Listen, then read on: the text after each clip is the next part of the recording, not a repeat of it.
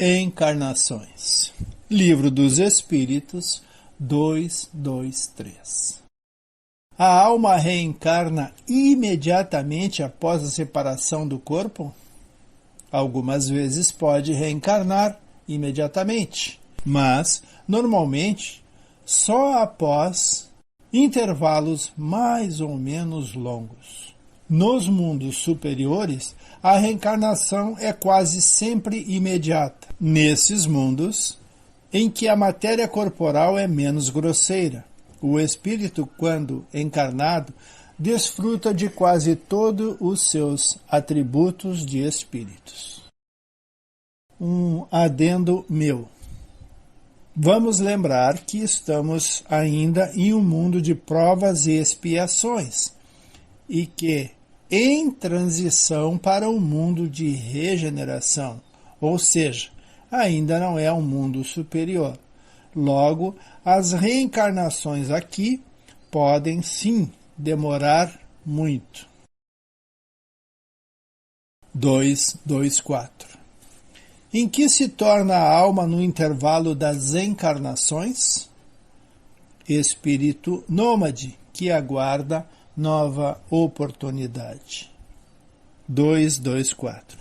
Qual a duração desses intervalos? De algumas horas a alguns milhares de séculos. Não há, propriamente falando, limite extremo estabelecido para o estado de erraticidade, que pode se prolongar por muito tempo, mas que nunca é perpétuo. O espírito sempre encontra, cedo ou tarde, a oportunidade de recomeçar uma existência, que sirva de purificação às suas existências anteriores. 224b. Essa duração está subordinada à vontade do espírito ou pode ser imposta como expiação? Sempre é uma consequência do livre-arbítrio. Os espíritos têm perfeita consciência do que fazem, mas para alguns é também uma correção que a providência lhes impõe. Outros pedem para que se prolongue a fim de progredirem nos estudos que só podem ser feitos com o proveito na condição de espírito. 284. Como os espíritos que não têm mais corpo podem constatar a sua individualidade e se distinguir dos outros que o rodeiam? Eles constatam sua individualidade pelo perispírito, que os distingue uns dos outros, assim como pelo corpo se pode distinguir os homens. 333.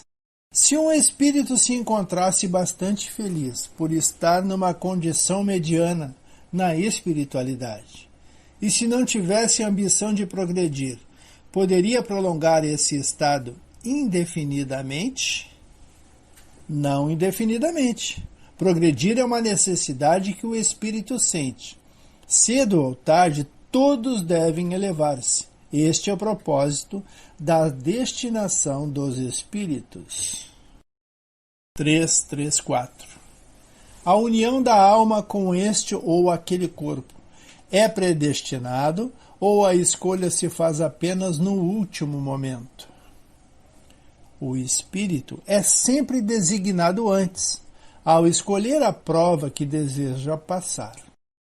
Pede para encarnar, portanto, Deus, que tudo sabe e tudo vê, sabe e vê antecipadamente que a alma se unirá a qual corpo?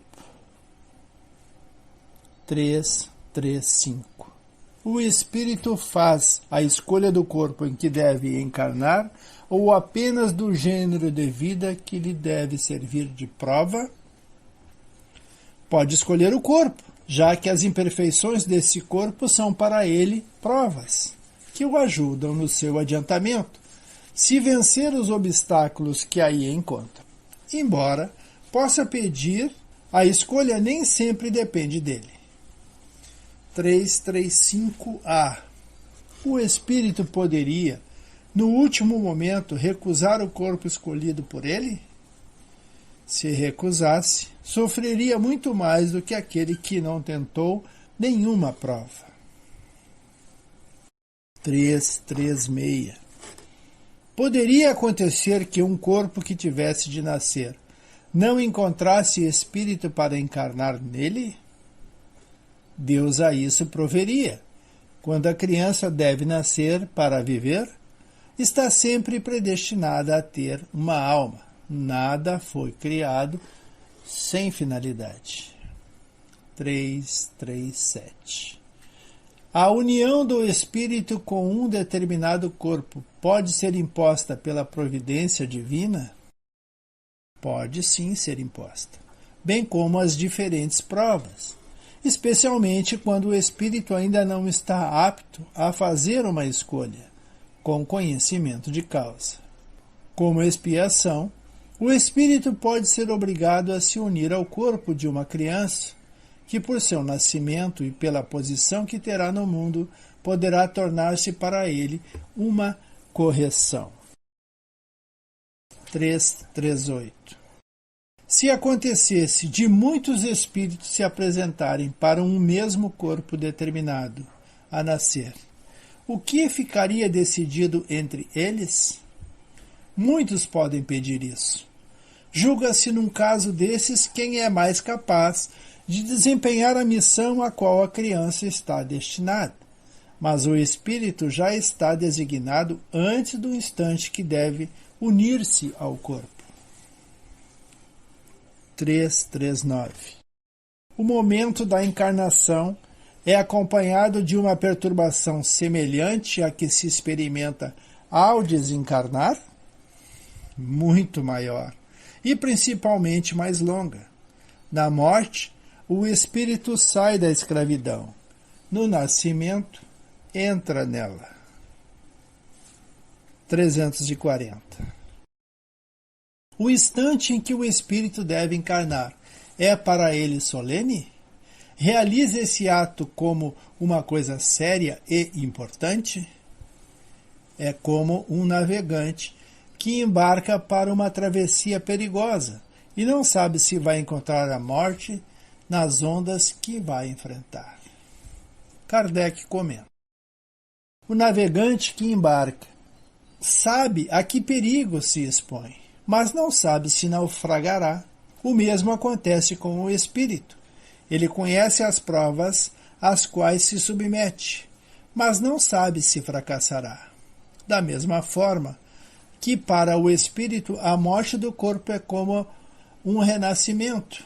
A reencarnação é uma espécie de morte, ou melhor, de exílio, de clausura.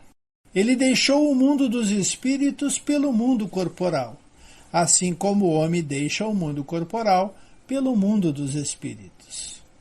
O espírito sabe que vai reencarnar do mesmo modo que o homem sabe que vai morrer.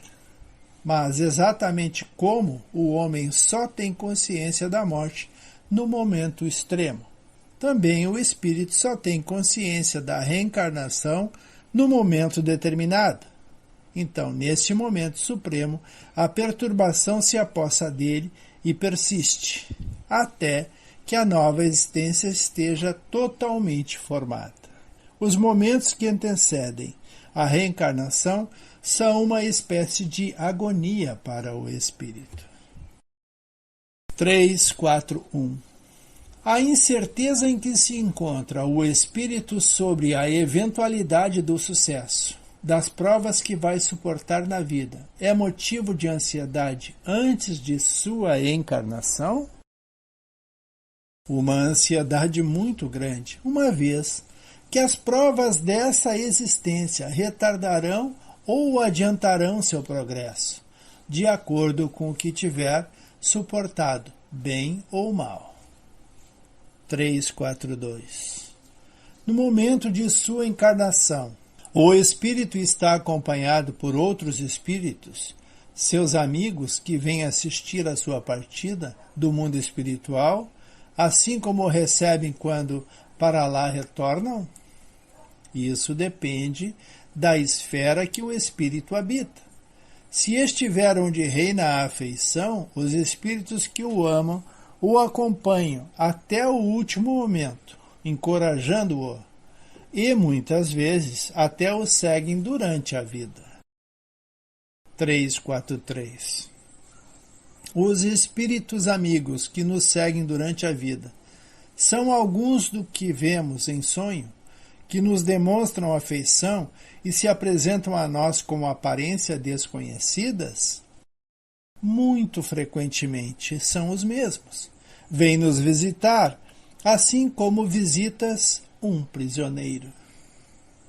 Vamos ficar por aqui, agradecidos e pedindo sempre: Jesus esteja conosco.